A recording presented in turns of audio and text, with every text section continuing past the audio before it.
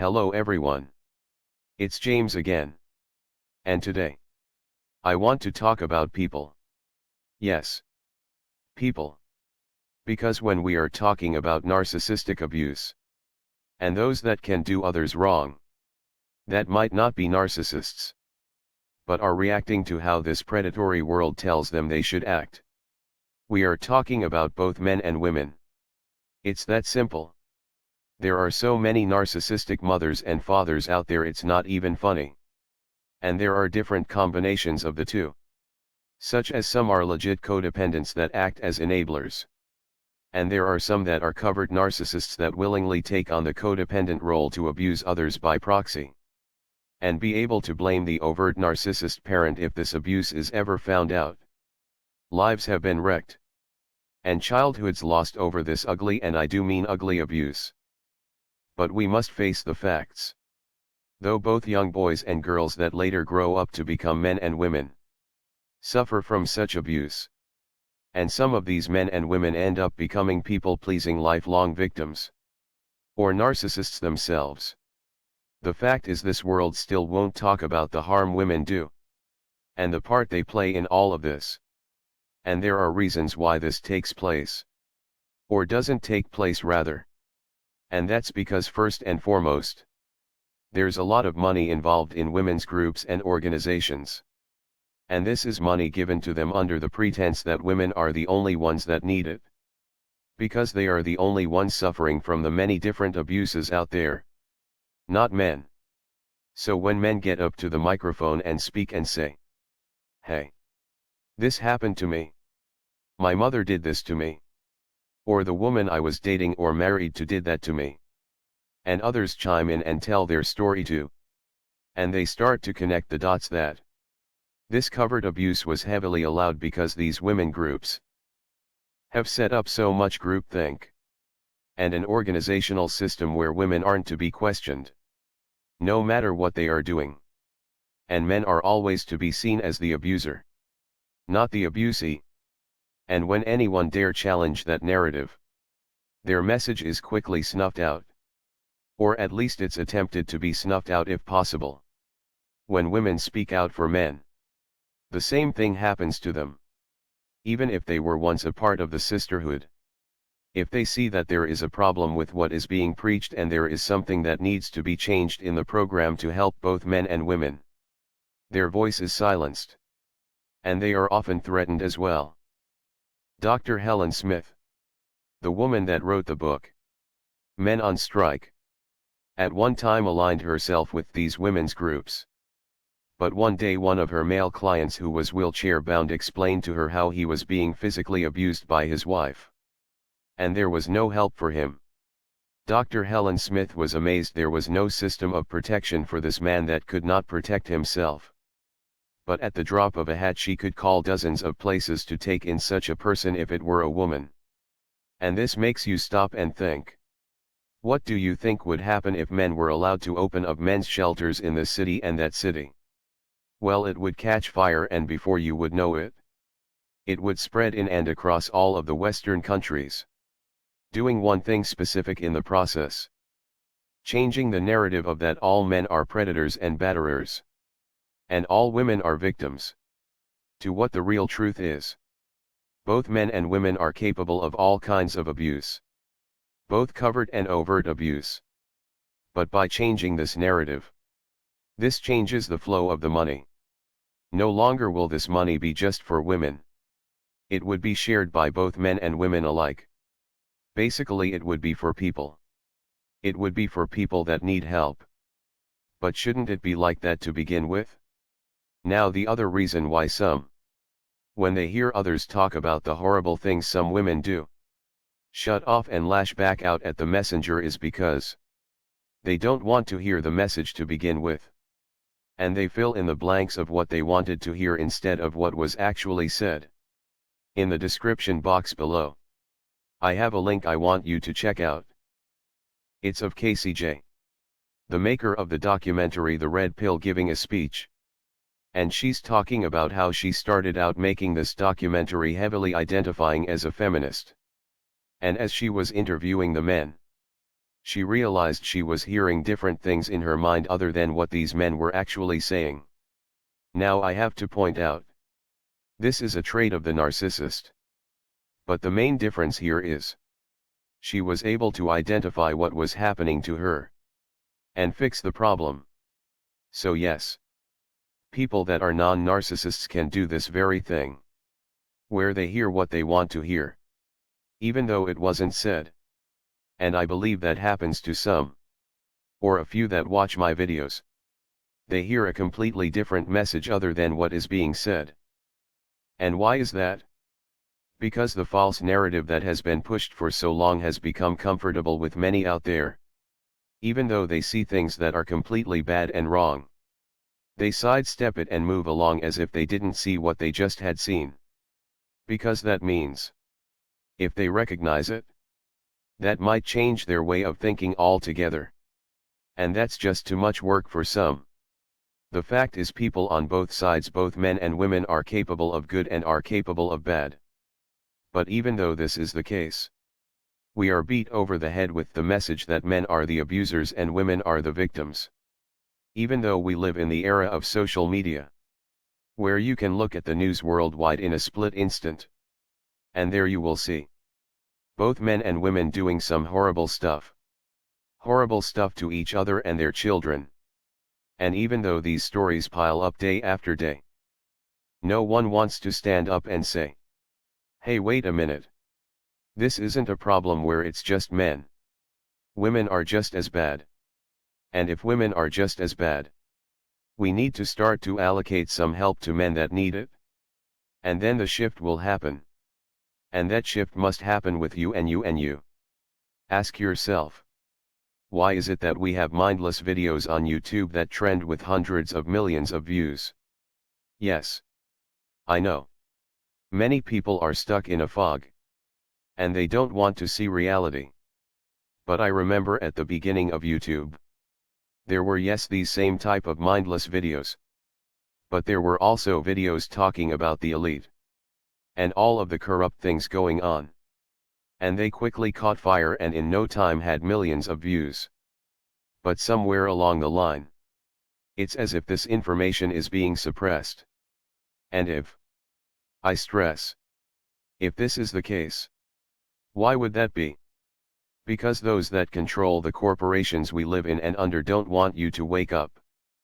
And the minions that help these corporations run don't want to lose their millions in funding. Or at very least share it with other victims of abuse. People. Both men and women can harm one another, and they do. So let's stop pretending this isn't the case.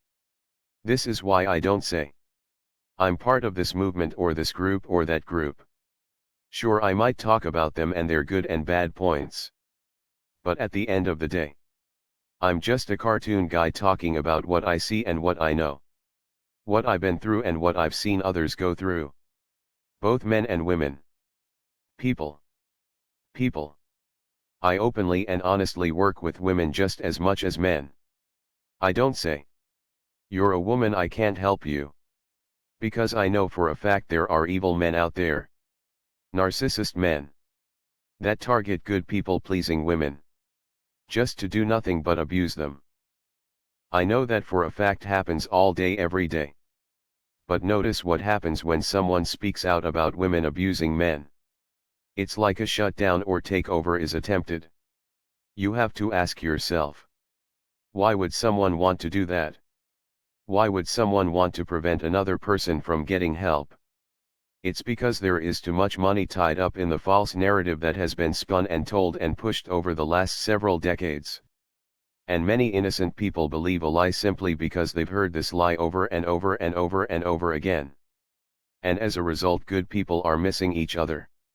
They don't know how to cope in relationships with one another because everything they've learned and been taught on how to have good relationships is backwards and wrong. And they were taught this because society has more to gain by failed relationships than relationships that work. Relationships that work has the chance to build wealth from one generation to the next. And relationships that fail create children that end up being another brick in the wall. They end up being dysfunctional. and unable to prosper, but are just smart enough to get a job at one of these big companies while getting a low wage for a lot of work until they are dead.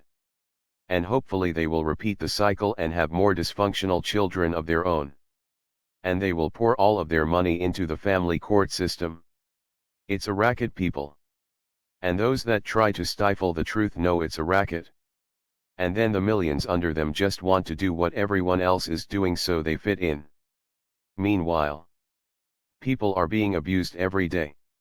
Go look at the news right now. You see both men and women doing the same horrible things. And the stories just get worse and worse. And more intense and crazy as the days go on. But when someone like Dr. Helen Smith is being interviewed by a mainstream TV show about her book and about how things are in the world, and why men are pulling away from marriage and such, these people, both men and women, act like they've never heard of such a thing. When someone like Dr. Helen Smith tells the hosts that marriage is dangerous for men, the hosts make looks on their faces as if to say, "Dangerous? What do you mean dangerous? That's odd. Wow. I've never heard such a thing. That's news to me." When in reality they more than likely know exactly what people like Dr. Helen Smith are saying is true.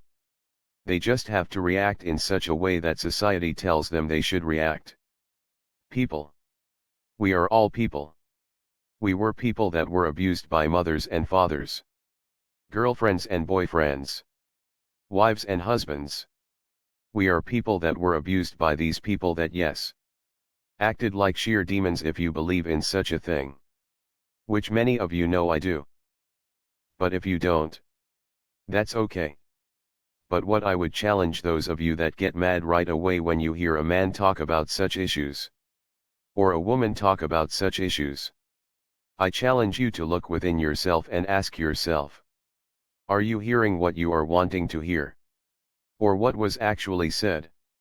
And if you go back and listen to what the person is saying, and what they are saying is indeed the truth, and you can swallow that as being real, then you are indeed taking the red pill. Many of you know I think highly of Erin Peetsy's work with helping bring awareness to such problems. And to let you know, the reason why I like her work so much is she tries to help both men and women see the truth. Just because she's helping men doesn't mean she's done helping women. She often talks about teaching both men and women how to have functional relationships. Not to separate them, but to help them work out their problems. Because there are instances that divorce or ending a relationship isn't needed at all. That is, if such a couple had the proper help to get both the man and the woman to learn and understand how to have a functional relationship. Then there are instances where you are dealing with a narcissist where it's not possible and no contact must be put into place. The problem is when the batterer is a man, and you have a professional helping the woman. This is more doable. There are organizations to call, and shelters to go stay at. But when the batterer is a woman and the victim is the man, there's no help available, and that's a problem.